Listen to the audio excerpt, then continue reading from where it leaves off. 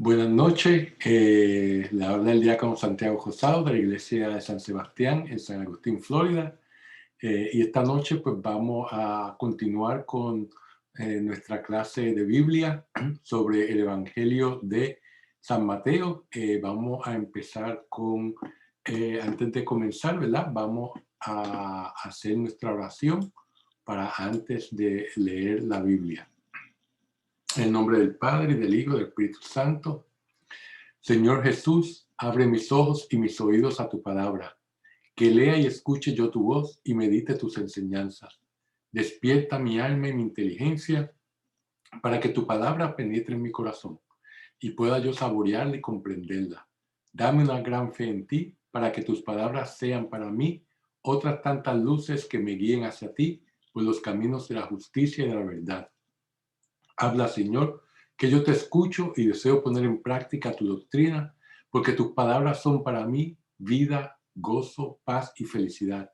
Habla, Señor, tú eres mi Señor y mi Maestro, y no escucharé a nadie sino a ti. Amén. Bueno, entonces vamos entonces a seguir con el Evangelio de San Marcos. Estamos en la sección de Galilea a Jerusalén, ¿verdad? Como se acuerdan, pues estamos aquí en la sección del camino, en la sección que está enmarcada por la curación de la ceguera. Estamos en el capítulo 9, ¿verdad? Este es nuestro esquema de el Evangelio de San Marcos. Vamos a dar comienzo con el capítulo 9. Dice, no conocerán la muerte. Vamos a leer entonces solamente el primer versículo, ¿verdad? Del capítulo 9, que dice así. Dice, y les decía, en verdad os digo que hay algunos de los aquí presentes que no sufrirán la muerte hasta que vean el reino de Dios que ha llegado con poder. Bueno, fíjense, este versículo, Jesús anuncia que algunos de los allí presentes verían la llegada del reino de Dios con poder, ¿verdad? Esta afirmación ha sido interpretada de diferentes maneras. Podría referirse a Pedro, Santiago y Juan, a quienes condujeron a la montaña de la transfiguración, que lo vamos a ver en el siguiente versículo, ¿verdad? Y subsiguiente. Allí pudieron contemplar y experimentar un anticipo del misterio del reino que había sido revelado en Jesús, ¿verdad? Por tanto, puede ser que se esté refiriendo a estos tres discípulos de él.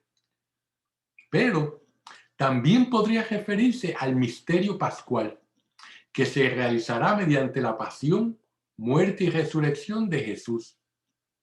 También los allí presentes serán testigos del reino que se manifiesta en Jesús resucitado. O sea, que puede ser cualquiera de estos dos grupos de personas a los que él se refiere en este versículo, ¿verdad? Vamos entonces a leer los versículos 2 al 13. Dice, 6 días después, Jesús se llevó con él a Pedro, a Santiago y a Juan, y los condujo a ellos solos aparte, a un monte alto, y se transfiguró ante ellos. Sus vestidos se volvieron deslumbrantes y muy blancos, tanto que ningún batanero de la tierra puede dejarlos así de blancos. Y se les aparecieron Elías y Moisés, y conversaban con Jesús. Pedro, tomando la palabra, le dice a Jesús, Maestro, qué bien estamos aquí. Hagamos 3 tiendas, una para ti, otra para Moisés y otra para Elías. Pues no sabía lo que decía, porque estaban llenos de temor. Entonces se formó una nube que los cubrió y se oyó una voz desde la nube. Este es mi Hijo, el amado, escuchadle. Y luego, mirando a su alrededor, Ya no vieron a nadie, solo a Jesús con ellos. Mientras bajaban del monte, les ordenó que no contasen a nadie lo que habían visto, hasta que el Hijo del Hombre resucitara de entre los muertos. Ellos retuvieron estas palabras, discutiendo entre sí qué era lo de resucitar de entre los muertos. Y le hacían esta pregunta: ¿por qué dicen los escribas que Elías debe venir primero? Él les respondió: Elías vendrá primero y restablecerá todas las cosas. Pero, ¿cómo es que está escrito del Hijo del Hombre que padecerá mucho y será despreciado? Sin embargo, yo os digo que Elías ya ha venido y han hecho con él lo que querrían, según está escrito de él. Palabra de Dios. Fíjense, el relato de la transfiguración está en el corazón del Evangelio de Marcos. Con la confesión de Pedro, que vimos anteriormente en el capítulo 8, ¿verdad? El evangelista nos hizo llegar a la culminación del camino del discípulo, que ha ido conociendo a su Señor a través de sus palabras y de sus acciones. Pero el seguimiento de Cristo se realiza a través del camino de la cruz. Jesús va hacia la muerte y el que quiere hacerse discípulo debe subir con él a Jerusalén, ¿verdad?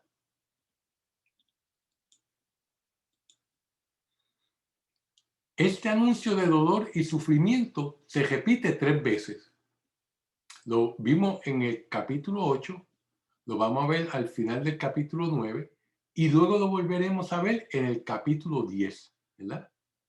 Y en cada uno de estos anuncios vamos a ver una progresión de los detalles que Jesús le va a dar a sus discípulos, de cómo va a ser esta pasión, ¿verdad?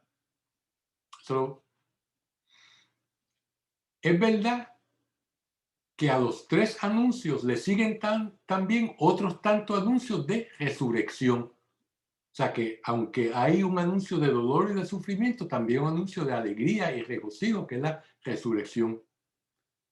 Pero los discípulos que entendían lo que significaba ser entregados, se preguntaban qué querría decir resucitar de entre los muertos, ¿verdad? En medio de estos anuncios, una luz ilumina las tinieblas. Este Jesús que camina hacia la muerte es, sin embargo, el Hijo muy querido. El Hijo entregado, que es Jesús, será el Señor de la gloria, ¿verdad? El relato comienza, como oímos, con una indicación cronológica, 6 días después, ¿verdad? Que no se relaciona con los pasajes anteriores. Sin embargo, en Éxodo 24, versículo 16, nos encontramos con el pasaje en que Moisés sube al Sinaí a buscar las tablas de la ley. Y allí se nos dice que la nube cubrió la montaña 6 días, ¿verdad? Como vemos que ese paralelo de Jesús con Moisés, ¿verdad? Donde Moisés es una figura que prefigura a Jesús, ¿verdad? Ahí es que vemos la relación de ese número de 6 días después, ¿verdad? Tratando de hacer alusión a esos 6 días cuando Moisés subió al Sinaí, ¿verdad? Y la nube que representa a Dios cubrió la montaña. Los 6 días, ¿verdad? Serían una alusión a esos días previos al encuentro de Moisés con Yahvé, o sea, con Dios. Al séptimo día, que coincide con el momento del relato de la transfiguración, Dios llama a Moisés del mismo modo que hará escuchar su voz en la montaña de la transfiguración. ¿Eh? Fíjense cómo esa relación de 6 días de espera antes de encontrarlo en Moisés, y en este relato de la transfiguración pasaron 6 días antes de la transfiguración, que pasó en el séptimo día. Como una cosa va paralela una con otra, ¿verdad?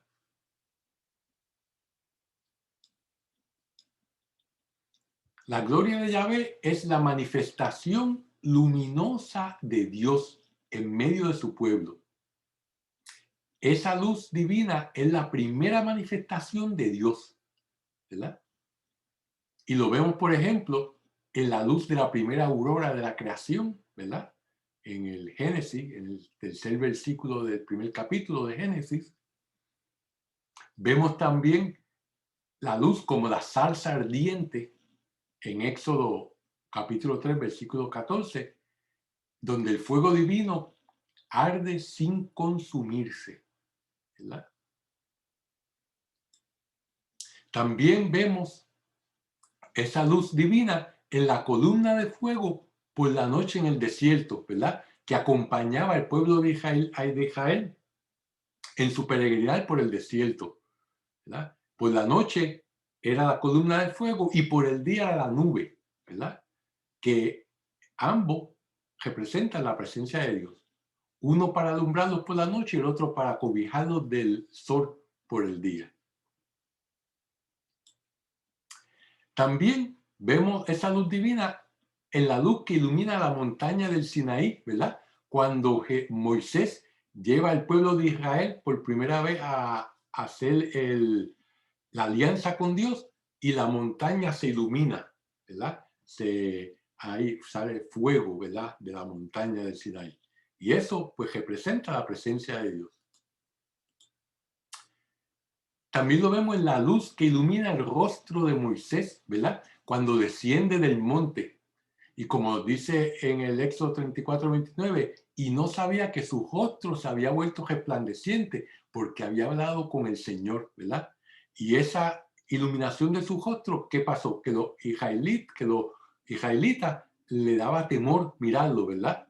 Y entonces, ¿qué Moisés hizo? Se puso un velo, ¿verdad? Para que no le tuvieran miedo, ¿verdad? Pero pues esa iluminación del rostro de Moisés es otra prefiguración de esta transfiguración que va a ocurrir en Jesucristo.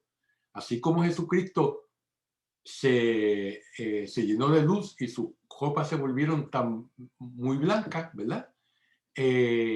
Asimismo, pues Moisés en aquel entonces, al estar en la presencia de Dios, su rostro se iluminó también.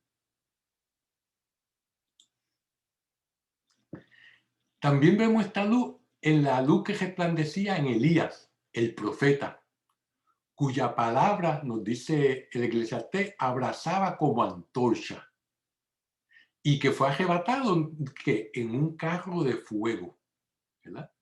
Lo vemos en el segundo libro de los Reyes. Y el profeta que al día de celo por el Señor, ¿verdad? Como lo vemos descrito en el primer libro de Reyes, ¿verdad? O sea que Elías también irradiaba esa luz divina, ¿verdad? De muchas maneras, con su voz, con su prédica, con sus acciones, y al fin, cuando pues, fue arrebatado al final de sus días en un carro de fuego. Ahora, esa luz divina se hace presente en Cristo, ¿verdad? Es la luz divina que lo envuelve como un manto, como dice el Salmo 104 y el Salmo 36. Jesús aparece rodeado en esta transfiguración por Moisés, que representa la ley, y por Elías, los profetas, que también contempló a Dios en la montaña, ¿verdad? Moisés lo contempló en la montaña de Sinai y también Elías, ¿verdad? Fíjense, estos dos hombres de fuego son los que acompañan a Jesús en la teofanía suprema, en esta revelación de Dios, ¿verdad? Y fíjense, miren la similitud entre ambos, ¿verdad? Moisés subió al Sinaí y estuvo 40 días y 40 noches en medio de la gloria de Dios y recibió la ley eterna, ¿verdad? Como dice en Éxodo 24:18. Elías caminó 40 días y 40 noches para llegar a la montaña de Dios, el Horeb. El Horeb y el Sinaí son el mismo monte. Depende en qué tradición los describa, pero es el mismo monte, ¿verdad? Y como se acuerdan, Elías, después que batalló con los sacerdotes de Baal y mandó a pedir fuego del cielo para que destruyera la ofrenda de sacrificio, y después entonces degolló a todos los sacerdotes de Baal, se fue a la fuga porque la reina Jezabel lo estaba buscando para matarlo, ¿verdad? Y entonces, en el camino, cuando ya no tenía más fuerza, un ángel se le apareció y le dio de comer y de beber. Y con ese alimento caminó 40 días y 40 noches, ¿verdad? O sea que ahí vemos esa similitud entre Moisés y Elías. Moisés le pidió a Dios ver su gloria, ¿verdad? Eso lo vemos en Éxodo 33, y Dios le dijo que no podía verle la frente, la cara, porque todo el que ve la cara de Dios muere, ¿verdad? Pero que sí podía ver su espalda. Entonces, cuando iba a pasar, puso su mano, dijo, escóndete entre medio de esa roca, y cuando pasó, puso la mano para que no lo viera, y entonces, después cuando sacó la mano, Moisés vio la espalda de Dios, la gloria de Dios de espalda, ¿verdad? Y asimismo también Elías fue el que escondió su rostro ante el paso de la brisa breve, suave, ¿verdad? De la brisa suave, que nos hace el episodio de los reyes, cuando Dios le dijo que él iba a pasar, ¿verdad? Y Dios no estaba en el terremoto, Dios no estaba en el fuego, Dios no estaba en el viento huracanado, ¿verdad? Pero sí, entonces la brisa suave, ahí estaba la presencia y la gloria de Dios, ¿verdad? Y entonces fue cuando Elías se cubrió el rostro, ¿verdad? Y pues como vemos, ambos representaban, en el caso de Moisés, representaba la ley, y Elías al padre de los profetas, ¿verdad? Porque Elías es el profeta más activo y más luchador de la Biblia. Por lo tanto, pues se le considera el padre de los profetas, ¿verdad? No hay ningún libro que él escribió, ¿verdad? Así como, por ejemplo, el profeta Isaías, Jeremías, Ezequiel, pero sí, pues el libro de los Reyes habla de su vida y de su eh, eh, acciones para llevar la palabra de Dios a sus compatriotas, ¿verdad? O sea que esas dos figuras en esta transfiguración son dos figuras básicas, son dos pilares del Antiguo Testamento, ¿verdad? Y esos son los que estos dos hombres de fuego son los que están presentes en la transfiguración de Jesús. Fíjense, y además pues de ello vemos, ¿verdad?, que hay los testigos privilegiados, Pedro, Santiago y Juan, ¿verdad?, que fue los que Jesús se llevó con él hacia el monte, ¿verdad?, que eran los que siempre estaban en los momentos más críticos de Jesús, eran como dicen, el círculo más íntimo de Jesús dentro de sus discípulos, que era también íntimo. Y durante la transfiguración vemos como Pedro propone levantar 3 tiendas, ¿verdad? ¿Por qué? Eso se refiere a la fiesta de las tiendas, ¿verdad? Donde esa fiesta judía era donde se erigían tiendas fuera de las casas, en las plazas, y la gente vivía por una semana en las tiendas. ¿Por qué? Para recordar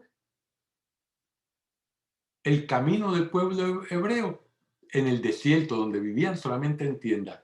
Y entonces pasaban 6 días en las tiendas, y al 7º día, entonces era que iban al encuentro con Dios, al templo, ¿verdad? Por lo tanto, pues eso de que vamos a levantar 3 tiendas simboliza esa fiesta de las tiendas que los judíos celebraban, ¿verdad? Luego aparece la nube, ¿verdad? Que, como habíamos dicho anteriormente, es signo de la presencia divina, ¿verdad? Como se ve en el Éxodo, ¿verdad? Desde esa nube se oye la voz del Padre, ¿verdad? De la misma manera que se oyó en el bautismo de Jesús, ¿verdad? Cuando bajó la paloma y entonces se oyó la voz del Padre, ¿verdad? La voz del Padre, de modo semejante a la del bautismo, que lo vemos en el capítulo 1, versículo 11, invita a reconocer en Jesús al Hijo amado, ¿verdad? O sea, lo está identificando.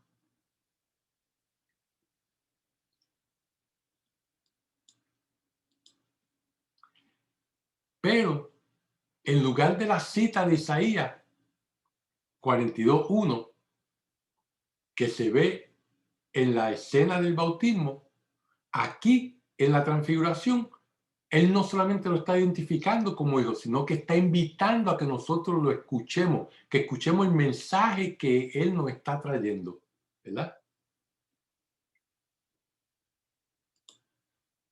Al final de esta experiencia,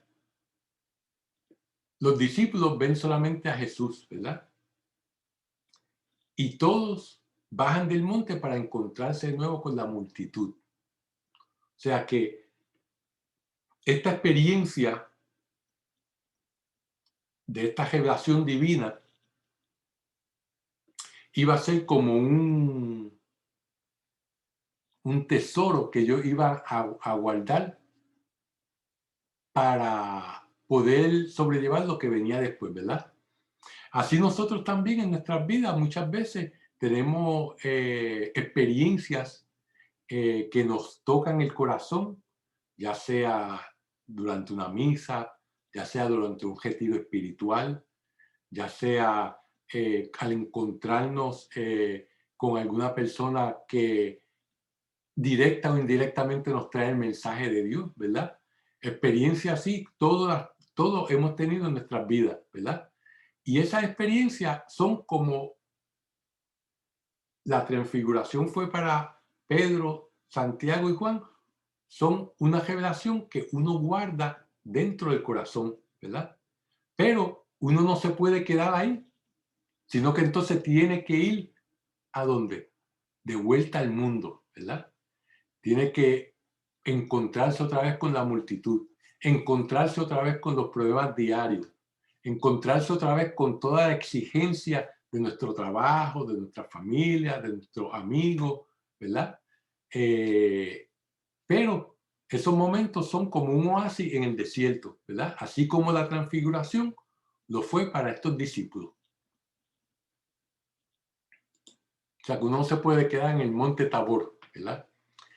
Y de bajada, Jesús vuelve a insistir en el secreto mesiánico. O sea que, como vemos en Marco, siempre Jesús le ha dicho a los demonios que expulsa que se callen, ¿verdad? Que no, porque ellos lo reconocen como el Hijo de Dios, ¿verdad? Y así también a todos los que él le hace hace un milagro, le dice que no lo divulguen, ¿verdad? ¿Por qué? Porque el Cristo no quiere que eso sea la base del seguimiento de él, sino porque en la muerte, en la pasión, muerte y resurrección, eso es lo que verdaderamente va a revelar quién es él, ¿verdad? Que él no es un curandero, sí, él cura, él no solamente un mago, bueno, él hace cosas maravillosas, ¿verdad? Pero eso no es lo que es él es el Hijo de Dios que viene, el Cordero de Dios que viene a salvarnos, ¿verdad? Y ahí eso es lo que él quiere, que sea el enfoque de que lo identifique a él, no estos milagros, ¿verdad? Pero sin embargo, ellos no entienden de qué se trata lo que él está hablando, ¿verdad? De que él va a sufrir, de que va a resucitar dentro de los muertos, ¿verdad? Para ellos todavía ellos están en esa nube que no entienden todavía el mensaje de Jesús. La tradición ha identificado el lugar de la transfiguración con el monte Tabor, ¿verdad? Aunque el texto no da ninguna indicación de que no le da nombre no le da nombre al monte, sino que dice a un monte que es alto, ¿verdad? Y aquí nosotros vemos cómo hoy en día tienen esta carretera para uno subir hasta la cúspide del monte Tabor. ¿verdad? Y ahí entonces está la Basílica de la Transfiguración, ¿verdad? Que la tradición dice que ahí fue que ocurrió, ¿verdad? La transfiguración de nuestro Señor. Y esta montaña pretende ser un nuevo Sinaí, en el que Cristo revela la gloria de Dios, ¿verdad? Después, esta luz les dará fuerza para sufrir la pasión y a la luz de la Pascua terminarán de entender el misterio de la divinidad del Hijo. No solamente hasta que Jesús muere y resucita, que entonces ellos miran hacia atrás y entonces entienden lo que pasó en este regalo que Jesús le hizo a ellos de la transfiguración, ¿verdad?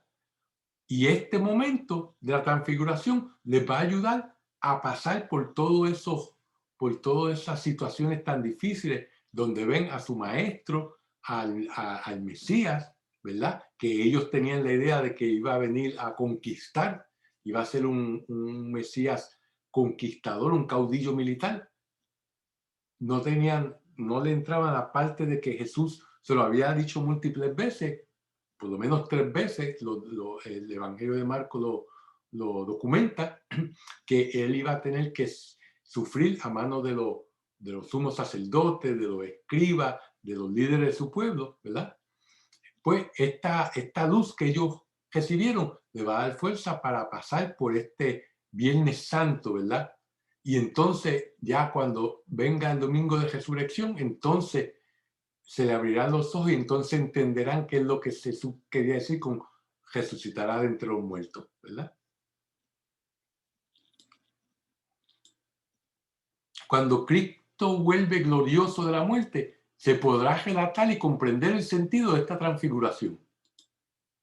La transfiguración es el misterio de la cruz gloriosa, misterio de dolor que ilumina desde la gloria de la resurrección, ¿verdad? O sea que una vez Él resucita, esta resurrección gloriosa de Cristo va a eliminar lo que verdaderamente significa la cruz y le va a dar a entender el misterio del dolor por el cual tuvo que pasar para salvarnos, ¿verdad? Por lo tanto, la transfiguración es ese misterio, ¿verdad? De la cruz gloriosa, que es un misterio de dolor que ilumina desde la gloria de la resurrección, que es lo que clarifica todo, ¿verdad? Esa luz divina, de la que hemos visto cómo ha ido manifestándose desde la creación del mundo a Moisés, a Elías, al pueblo de Israel y después aquí a los apóstoles, ¿verdad? Y que nos debe a nosotros iluminar también a nosotros que somos sus seguidores y discípulos. Bueno, vamos entonces a seguir con la próxima sección del Evangelio. Vamos a leer los versículos 14 y 29 que tienen que ver con la historia de la curación del joven lunático, ¿verdad? Y dice así: al llegar junto a los discípulos, o sea, ya que bajaron del monte, ¿verdad? Vieron una gran muchedumbre que les rodeaba y unos escribas que discutían con ellos. Nada más verle, todo el pueblo se quedó sorprendido y acudían corriendo a saludarle. Y él les preguntó: ¿qué estabais discutiendo entre vosotros? A lo que respondió uno de la muchedumbre: Maestro, te he traído a mi hijo, que tiene un espíritu mudo, y en cualquier sitio que se apodera de él, lo tira al suelo. Le hace echar espumarajos y rechinar los dientes, y lo deja rígido. Pedí a tus discípulos que lo expulsaran, pero no han podido. Él les contestó: oh generación incrédula, ¿Hasta cuándo tendré que estar entre vosotros? ¿Hasta cuándo tendré que soportaros? Traédmelo. Y se lo trajeron. En cuanto el espíritu vio a Jesús, hizo retorcerse al niño, que cayendo a tierra se revolcaba echando espumarajos. Entonces preguntó al padre: ¿cuánto tiempo hace que le sucede esto? Le contestó: desde muy pequeño, y muchas veces lo ha arrojado al fuego y al agua para acabar con él. Pero si algo puedes, compadécete de nosotros y ayúdanos. Y Jesús le dijo: si puedes, todo es posible para el que cree. Enseguida el padre del niño exclamó: creo, Señor, ayuda mi incredulidad. Al ver Jesús que aumentaba la muchedumbre, increpó al espíritu impuro diciéndole: espíritu mudo y sordo, yo te lo mando, sal de él y ya no vuelvas a entrar en él. Y gritando y agitándole, violentamente salió y quedó como muerto, de manera que muchos decían: ha muerto. Pero Jesús, tomándolo de la mano, lo levantó y se mantuvo en pie. Cuando entró en casa, le preguntaron sus discípulos: ¿por qué nosotros no hemos podido expulsarlo? Esta raza, les dijo, no puede ser expulsada por ningún medio, sino con la oración. Palabra de Dios. Con el milagro y la posterior explicación a sus discípulos,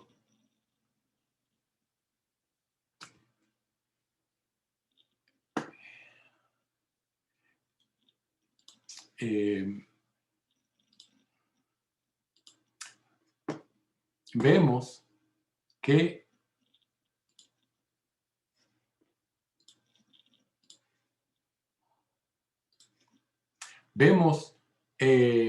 que Jesús nos enseña la necesidad de la oración hecha con fe inconmovible. Por la explicación detallada del padre del muchacho, podemos suponer que él llevó su hijo a Jesús y que los discípulos, en ausencia del maestro, intentaron ejercitar los dones que Jesús les había otorgado en su envío misionero.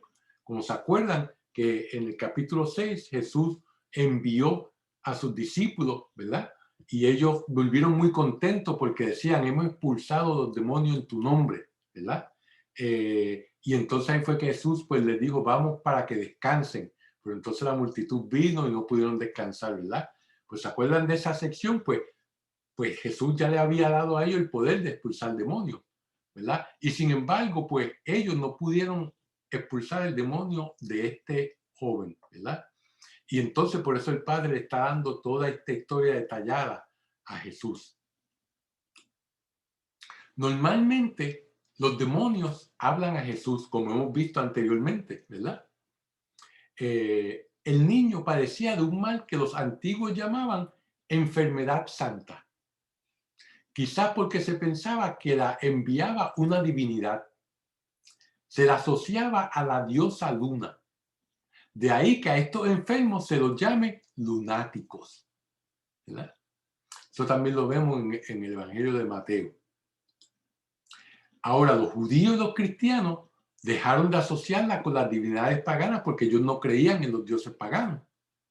Y las relacionaban con la acción de un demonio, ¿verdad?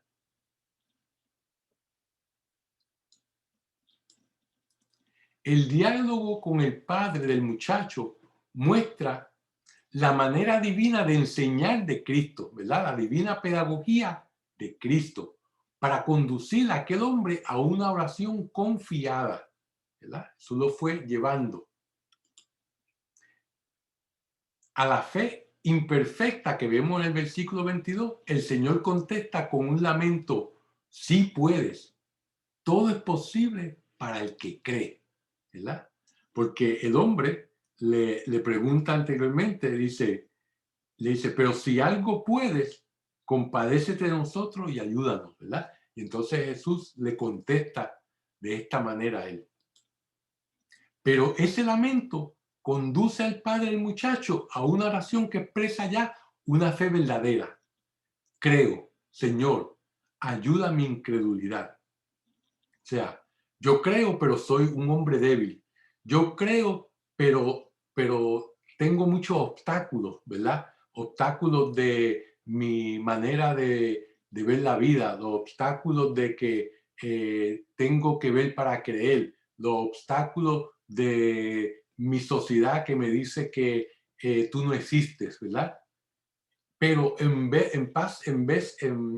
pese a toda esa deficiencia que yo tengo, ayúdame, ayúdame a aumentar mi fe, ¿verdad? Y eso es una oración que nosotros debemos tener presente a diario, ¿verdad? Señor, creo en ti, pero aumenta mi fe. Porque como sabemos, la fe es una de las virtudes teologales, ¿verdad? Que no podemos adquirir por nuestro propio esfuerzo, pero que solamente no es, Dios nos las puede dar. Lo que sí podemos hacer es pedirle a Dios que nos dé esa virtud, que aumente esa virtud de la fe en nosotros, ¿verdad? Y una manera que nosotros podemos ayudar es compartiendo esa fe. Cuando compartimos la fe aumenta en nosotros, ¿verdad? Por lo tanto, debemos de hacer esta respuesta de este hombre nuestra oración diaria. Creo, Señor, pero ayuda mi incredulidad, ¿verdad? San Agustín nos dice, en uno de sus sermones, nos dice, si falta la fe, perece la oración, pues ¿quién pide lo que no cree? Creamos, pues, para poder orar, y oremos para no desfallezca la fe con la que oramos. La fe hace manar la oración, y ésta, una vez que ha brotado, alcanza la firmeza de la fe. Fíjense qué bonito como él lo entrelaza. Es como un círculo, ¿verdad? Que se alimenta a él mismo, ¿verdad? Eh, tenemos que tener fe para orar, porque solamente podemos pedir y orar a lo que creemos. Si no creemos en Dios, no le podemos pedir a Dios, no podemos hablar con Dios, ¿verdad? Por lo tanto, tenemos que creer en Él, ¿verdad? Para poder orar. Porque una vez que oremos, entonces nuestra fe aumenta, ¿verdad? Y esta fe hace que al creer más en Él, pues quejamos hablar con Él, nos comuniquemos más con Él, lo amemos más a Él, ¿verdad? Y entonces esa oración va a alcanzar la firmeza de la fe. Y entonces nos va a hacer falta todos los días orar, todos los días comunicarnos con Dios y poder decirle nuestras cuitas, nuestras necesidades y a la misma vez decirle nuestros triunfos, decirle nuestros sueños, ¿verdad? Y darle gracias por todo lo que Él nos da, ¿verdad? Y alabarlo. Por lo tanto, por eso la oración es tan importante en nuestra vida. Creer es cambiar la dirección de la mirada, es dirigirse enteramente con una actitud de ilimitada confianza a aquel que con mi fe lo puede todo. ¿Qué queremos decir con eso? Que cuando nosotros creemos, estamos dirigiendo nuestra mirada hacia Dios, ¿verdad? Sacamos nuestra mirada de las cosas mundanas, de las cosas que realmente no son para nuestro bien, que nos desvían del camino hacia nuestro Señor, ¿verdad? Y al creer, entonces enfocamos nuestra mirada en la dirección correcta, en la dirección de Jesús, ¿verdad?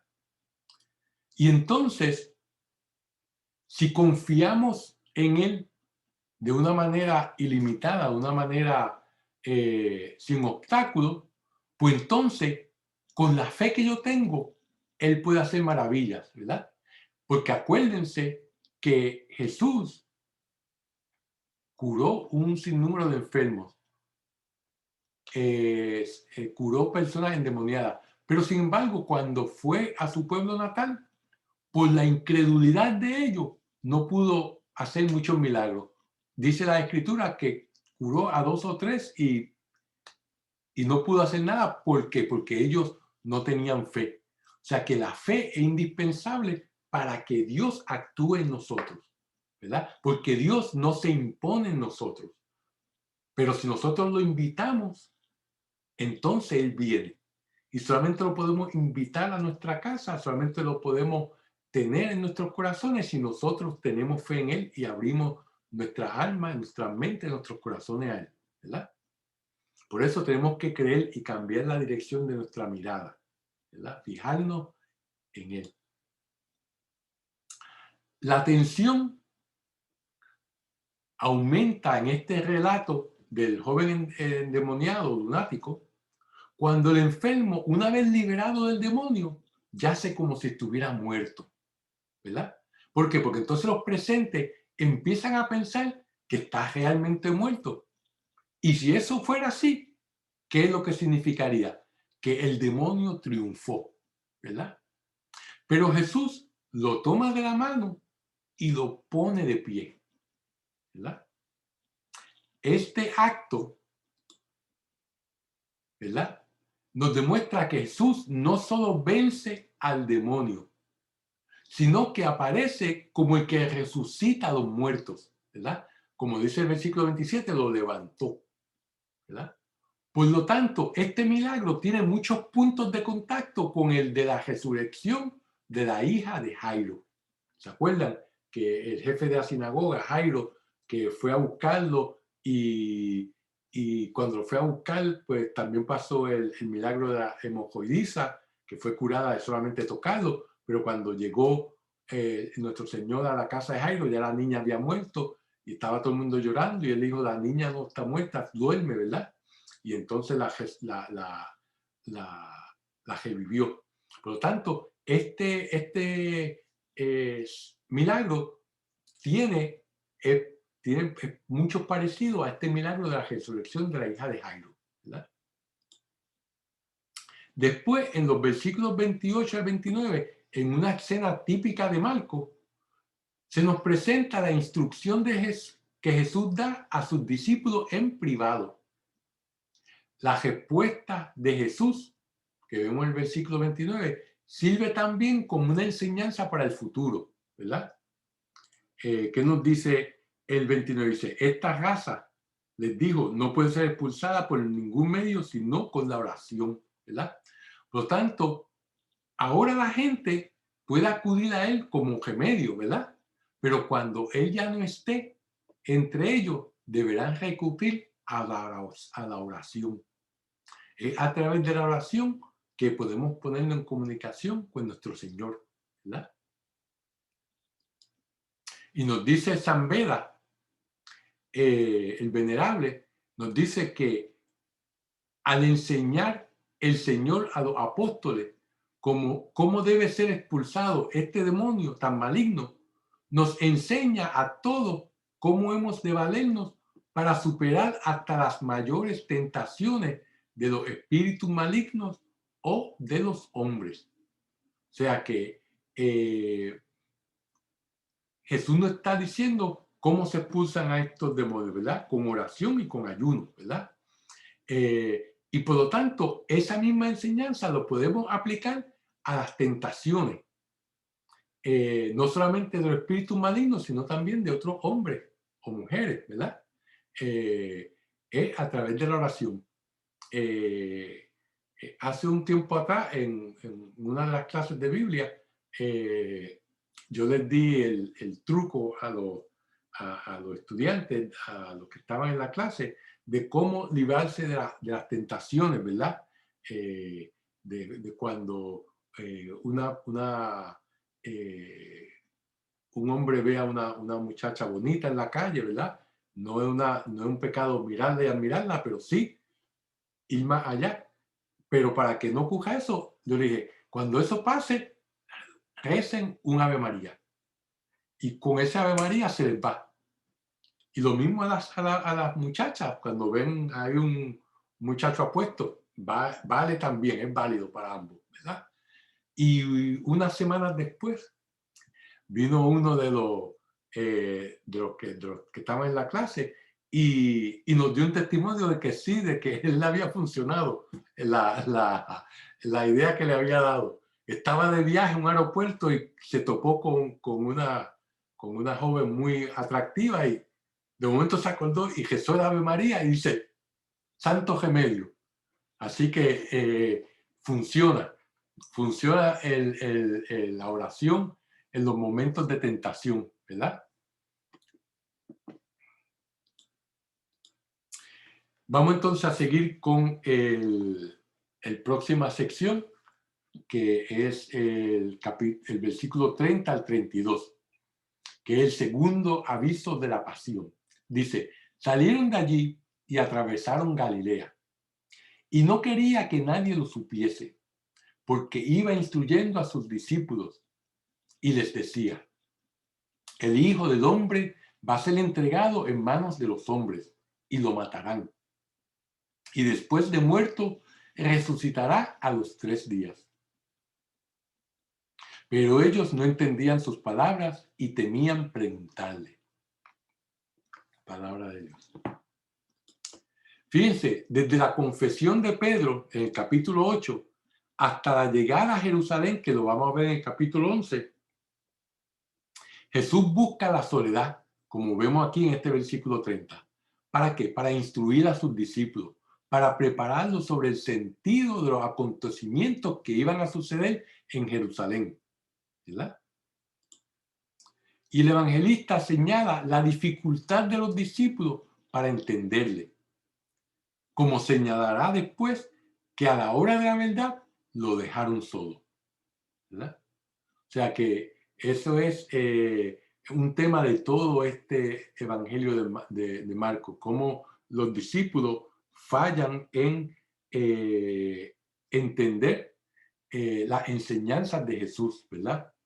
Y no es hasta el final que entonces ven y pueden internalizar lo que Él les enseñó durante esos 3 años que estuvieron con Él.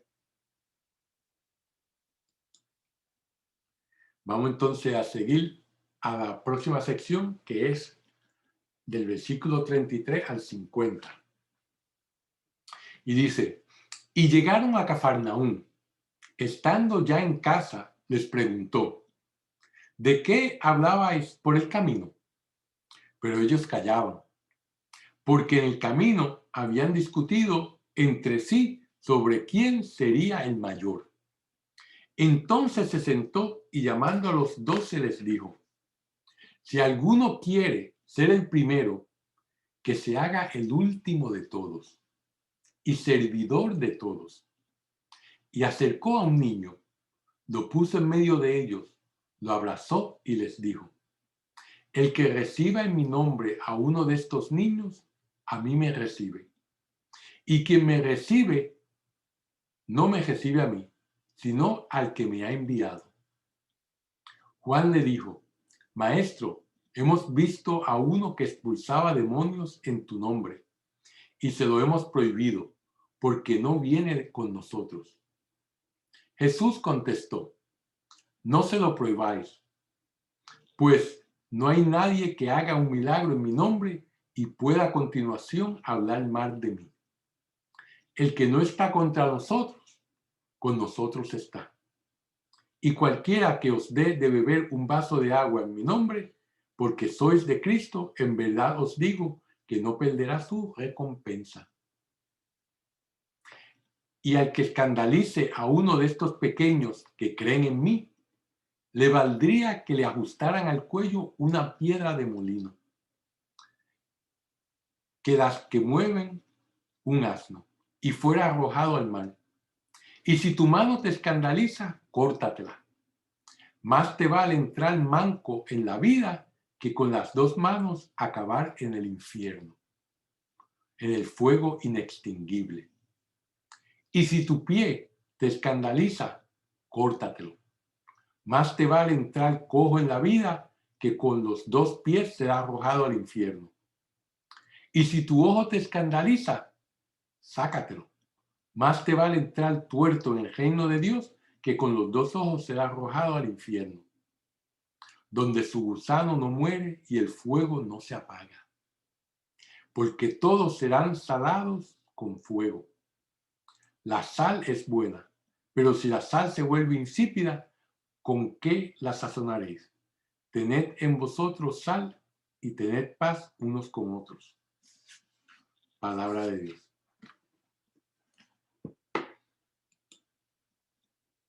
Se recoge aquí en esta sección un conjunto de enseñanzas de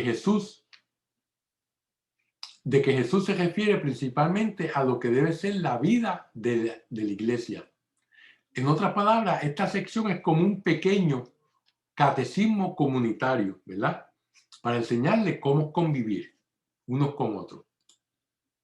El primer grupo de exhortaciones, que lo vemos del versículo 33 hasta el 41, relata dos episodios en los que el Señor indica las actitudes que los cristianos debemos de vivir.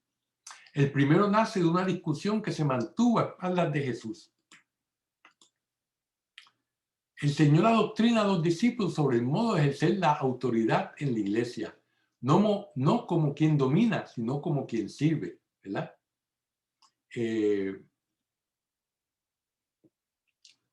Uno se puede imaginar a ellos discutiendo, ¿verdad? Yo soy la cabeza de la iglesia, dice Pedro, ¿verdad? Yo soy el que está sobre ustedes, y el otro le contesta, pero a ti te digo, apártate de mí, Satanás, ¿verdad? Y yo soy más importante porque llevo la bolsa del dinero, diría Judas. Así que sin dinero no se va para ningún lado, ¿verdad? Y Juan dice, bueno, pero esto no es cuestión de dinero, esto es cuestión del mensaje. Y yo soy el discípulo amado. Imagínense, así que yo soy el más importante. Usted se imagina cómo la conversación sería entre los discípulos, ¿verdad? Pero Jesús lo ataja y le dice, no es de la manera como se ejerce la autoridad en la iglesia, en el grupo de cristianos, ¿verdad? No el que está arriba, la iglesia es como una pirámide invertida, ¿verdad? El que más tiene poder es el servidor de todos los demás, ¿verdad? Por lo tanto, el que más está arriba es quien sirve. Por eso el Papa se llama a sí mismo el siervo, el servidor de los servidores, ¿verdad? Por lo tanto, él es la cabeza, el legislador supremo, ¿verdad? Jesucristo, ¿verdad? Y él vino a servir y no a ser servido.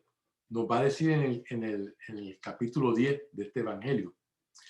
Quien no busca esta actitud de servicio abnegado, además de carecer de una de las mejores disposiciones para el recto ejercicio de la autoridad, se expone a ser arrastrado por la ambición del poder, por la soberbia y por la tiranía. O sea que nosotros como cristianos tenemos que buscar el servir a los demás, ¿verdad? Porque eso es lo que verdaderamente estamos llamados a hacer, ¿verdad? No como todas las demás organizaciones en nuestra sociedad, donde el que está arriba es servido por los demás. Y si nosotros no tenemos esta actitud de servicio, entonces vamos a caer en lo que caen la mayor parte de las personas que están en cualquier posición de poder, en esa ambición de poder más, de poder mandar más, ¿verdad? Y eso es debido a la soberbia, ¿verdad? Al orgullo, ¿verdad? Y entonces eso, pues, lo puede convertir en un tirano, ya sea en la casa, ya sea en la oficina, ya sea en el gobierno. Se aplica a todo, ¿verdad? Nos dice San José María Escrivá sobre esto, dice, hacer cabeza en una obra de apostolado es tanto como estar dispuesto a sufrirlo todo de todos, con infinita caridad. O sea que si usted quiere ser el jefe de cualquier obra de apostolado, tiene que estar dispuesto a ser el que más sufra, ¿verdad? Y lo tiene que hacer con infinito amor.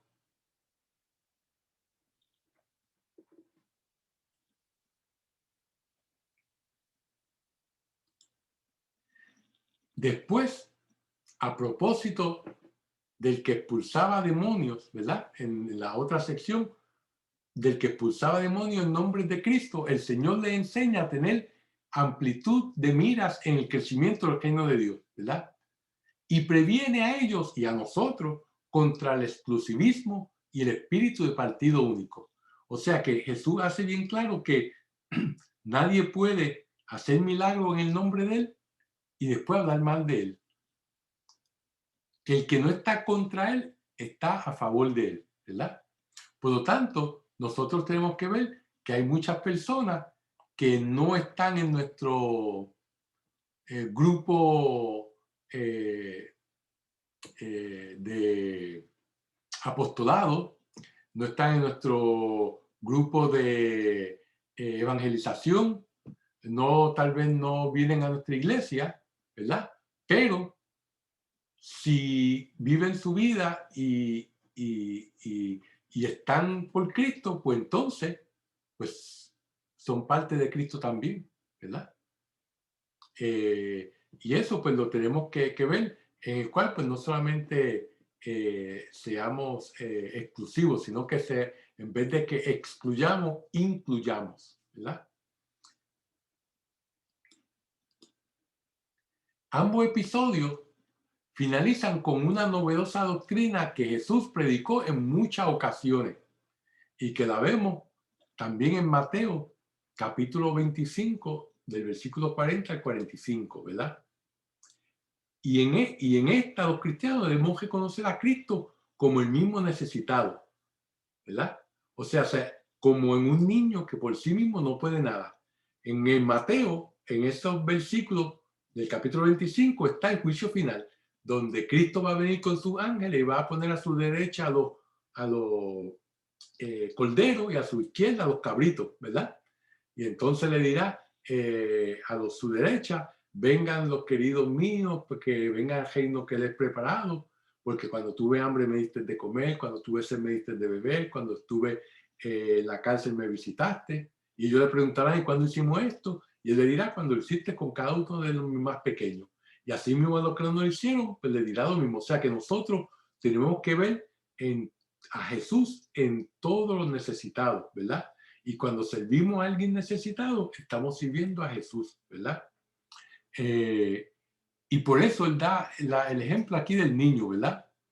O también, como vemos en en el versículo 41, también podemos ver en el discípulo que se ha desprendido de todo para seguir el ejemplo del maestro, ¿verdad? Por eso dice bien claro que el que da de beber a alguien porque son de Cristo, no perderá su recompensa. O sea que cuando nosotros ayudamos a nuestro prójimo, ayudamos al necesitado sin esperar nada a cambio, ¿verdad? Estamos sirviéndole a Jesús. Y eso es lo que nos va a llevar a, a ser, a, a ser parte del cuerpo de Cristo, ¿verdad? Y mientras más sirvamos, pues más alto estaremos en ese cuerpo de Cristo, ¿verdad? El que más sirve es el que más poder tiene. Es una relación inversa a lo que nuestra cultura y sociedad nos enseña, ¿verdad? Porque Él nos dio el ejemplo Él mismo, ¿verdad? Nuestro Señor Jesucristo, ¿verdad? No importa cuánto se ofrezca, pero sí, pero sí importa el amor con que se haga, ¿verdad? Nos dice San Francisco de Sales, dice, ¿ves ese vaso de agua o ese trozo de pan que una mano caritativa da a un pobre por amor de Dios? Poca cosa es en realidad y casi no estimable al juicio humano, pero Dios lo recompensa y concede inmediatamente por ello aumento de caridad, ¿verdad? También esto me trae a la mente como Santa Teresa de Jesús, de Lisieux, ¿verdad? La pequeña Josa decía que no importaba si lo único que uno hacía era recoger un alfiler del piso, si uno recogía ese alfiler con amor,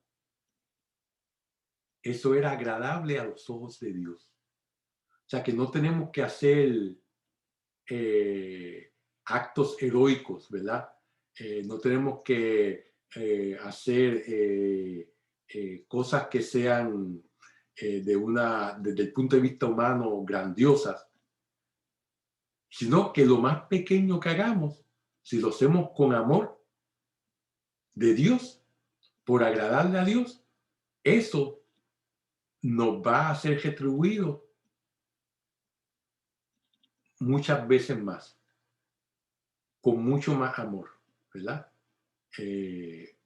Por Dios.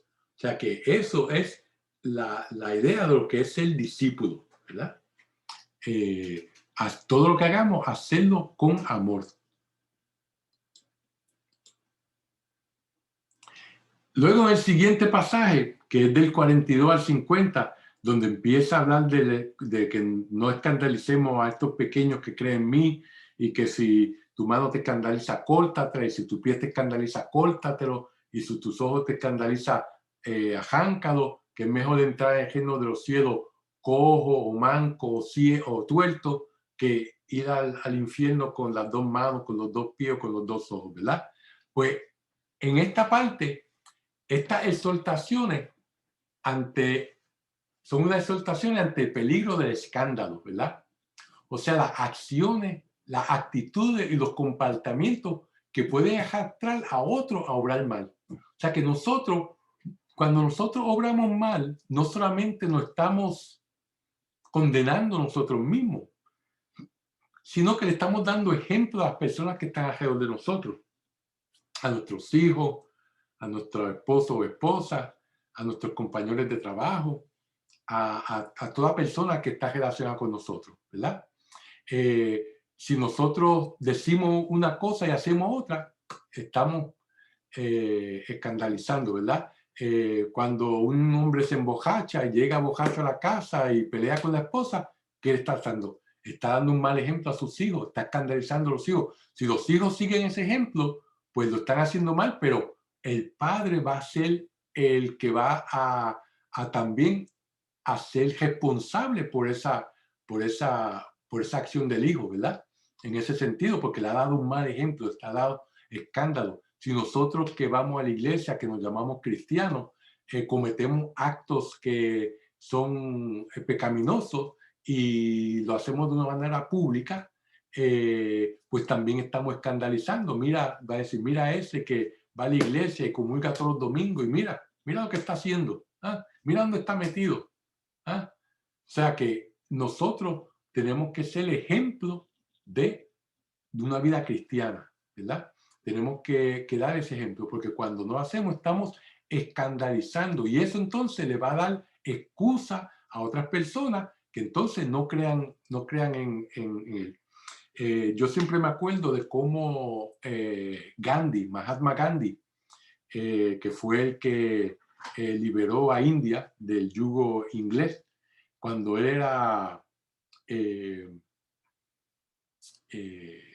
un abogado en Sudáfrica, él se leyó el Evangelio, el de Mateo, y le llegó mucho las bienaventuranzas, ¿verdad? Y entonces, tanto así que él tuvo el deseo de convertirse al cristianismo. Y un día, un domingo, se arregló y fue y quiso entrar a una iglesia, creo que era anglicana, para el servicio. Pero como en aquella época estaba la división de razas en Sudáfrica, ¿verdad? Donde los blancos no se ligaban con los negros y los hindú pues tampoco eran bien aceptados, el ujier que estaba a la puerta de la iglesia le negó la entrada.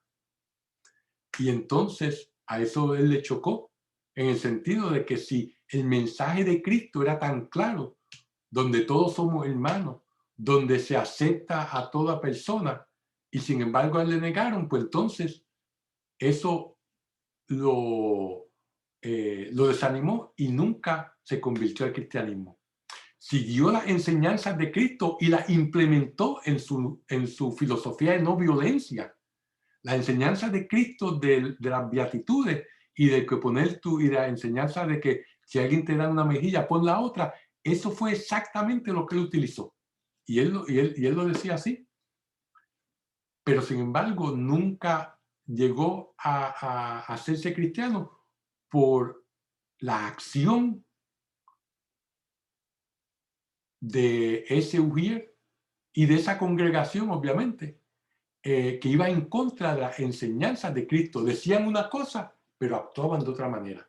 Y obviamente, pues entonces, eso le obstruyó la entrada a alguien que verdaderamente estaba interesado y que quería seguir a Cristo de una manera más cercana, ¿verdad?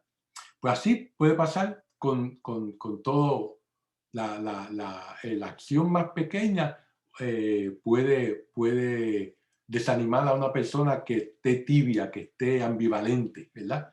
Nosotros podemos ser ese puente para llegar a donde Dios, o podemos ser el obstáculo. El bien eterno de nuestra alma es superior a todos los bienes temporales, o sea, todos los bienes materiales. Por lo tanto, todo aquello que nos pone en peligro de pecado debe ser cortado y arrancado de nosotros. Por eso es la expresión que él dice, córtate la mano, córtate la... No es que lo hagamos literalmente, pero sí, eso es una manera simbólica de decir, todo aquello que te conlleve al pecado, tú evítalo, ¿verdad? Yo les voy a dar un ejemplo. Años atrás, yo tenía eh, una suscripción a los canales de Cinemax y empecé a ver que muchos de los programas eran bastante liberales, ¿verdad?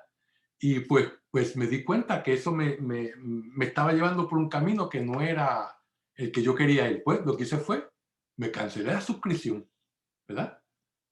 Algo así tan sencillo, pues mira, pues no más tentaciones, ¿verdad? Y ahí se fue la suscripción de Cinemax, por decir, ¿verdad? Pues de esa manera nosotros tenemos que, si sabemos de algo que nos lleva si sabemos que encontrarnos con una persona nos va a llevar a cometer pecado, nos encontramos con fulanito y nos lleva al bar y ahí entonces me emborracho, pues mira, cuando veo a fulanito tengo que o decir a fulanito, no vamos a ir o evitarla o acabar la amistad con ese amigo, ¿verdad? Y así por el estilo, tenemos que cortar todas las cosas que nos puedan llevar a, a una vida de pecado, ¿verdad? Y por eso es que hay que ser radicales, cortar la mano, sacarle el ojo, ¿verdad? Eso es lo que nos está queriendo decir que es de eso. Vemos que entonces, más tarde nos dice aquí, en algunos manuscritos añaden, donde su gusano no muere y el fuego no se apaga, ¿verdad? Estas son palabras tomadas del profeta Isaías, del capítulo 66, versículo 24, que forman así un estribillo con el versículo 48. O sea que Jesús nos está diciendo claramente que hay un infierno, hay un sitio donde verdaderamente toda aquella persona que no, eh, que no cumpla con los mandamientos, que no siga la ley de Dios, que no siga la ley natural que está escrita en su corazón, si no es cristiano, va a acabar en un lugar de castigo, ¿verdad? Y no es que Dios sea un Dios que le gusta castigar, no, es que esa va a ser la decisión de la persona, que no va a querer estar en la presencia de Dios, y el no estar en la presencia de Dios, eso es el infierno, ¿verdad? Por lo tanto, es algo que existe en contra de lo que muchas personas hoy en día quieren hacernos pensar que el infierno no existe, ¿verdad? Eso es uno de los... de la enseñanza, de la doctrina, de los dogmas de la iglesia, porque está bien claro. Cristo, sin pelo en la lengua, dejó bien claro en múltiples ocasiones que hay un lugar donde van a ir las almas de aquellas personas que no quieren estar en la presencia de Dios, ¿verdad? Y pues lo ponen una manera figurada donde dice que el gusano que no muere, ¿verdad? Y el fuego que no se apaga, ¿verdad? El infierno no es un lugar, sino es un estado donde el alma va a estar, ¿verdad? Todo aquello que no esté en la presencia de Dios va a estar sufriendo. ¿verdad? Pues solamente en la presencia de Dios que se puede tener alegría, se puede tener paz, se puede tener todo lo bueno que hay en esta vida. Ahora, los quiero dejar con este pensamiento. Nos dice Santa Teresa de Calcuta, la Madre Teresa de Calcuta, ella nos dice que el fruto del silencio es la oración. El fruto de la oración es la fe. El fruto de la fe es el amor. Y el fruto del amor es el servicio. Y el fruto del servicio es la paz. Fíjense qué bonito como la oración es, ¿verdad? Que obviamente solamente uno puede comunicarse con Dios cuando está fuera del torbellino diario, ¿verdad? De las cosas, aunque en el torbellino uno puede sacar un momento y hacer una oración, pero tiene que estar uno en silencio mental, ¿verdad? Tiene uno que bloquear las cosas de afuera. Pues en ese silencio, ya sea en nuestra mente o en el ambiente, de ahí sale la oración, sale la comunicación con Dios, ¿verdad? Y como habíamos dicho anteriormente, no podemos orar, como decía San Agustín, no podemos orar en lo que no creemos, ¿verdad? Por lo tanto, esa oración, el fruto de esa oración va a ser la fe. Y esa fe, que una de las virtudes teologales, nos va a llevar al amor, que es otra virtud teologal, ¿verdad? Nos va a llevar al amor. Y ese amor, ¿qué nos va a hacer? Que no nos podemos estar cejados a las necesidades de las personas alrededor de nosotros. Cuando amamos, queremos ayudar. Y eso vamos entonces a servir a las otras personas, que es lo que el discípulo nos debe de ser. Por eso Cristo nos dio el ejemplo de lavarle los pies a los discípulos y les dijo, si yo que soy su maestro le lavo los pies a ustedes, ¿verdad? Ustedes también tienen que hacer eso unos a otros, ¿verdad? Y entonces ese servicio es lo único que nos va a traer paz, ¿verdad? Y yo estoy seguro que todos hemos experimentado eso en nuestras vidas. Cuando hemos ayudado a alguien desinteresadamente y hemos podido ver el fruto de esa ayuda en la persona, ¿verdad? Eso nos trae una paz interior y nos trae una alegría que no hay ninguna otra cosa en este mundo que nos pueda dar eso, ¿verdad? Y eso la Madre Teresa de Calcuta lo ha resumido de una manera tan bonita, ¿verdad? En esta oración. Así que pues con ese pensamiento los dejo esta noche y entonces con el favor de Dios pues nos vemos la semana que viene para continuar con el capítulo 10 del Evangelio de San Marcos. Así que vamos a hacer la oración final en nombre del Padre, del Hijo y del Espíritu Santo. Dios te salve María, llena eres de gracia, el Señor es contigo, bendita tú eres entre todas las mujeres y bendito es el fruto de tu vientre Jesús. Santa María, Madre de Dios, ruega por nosotros pecadores, ahora y en la hora de nuestra muerte. Amén. Que el Señor los bendiga y los guarde de todo mal y los lleve a la vida eterna. Amén.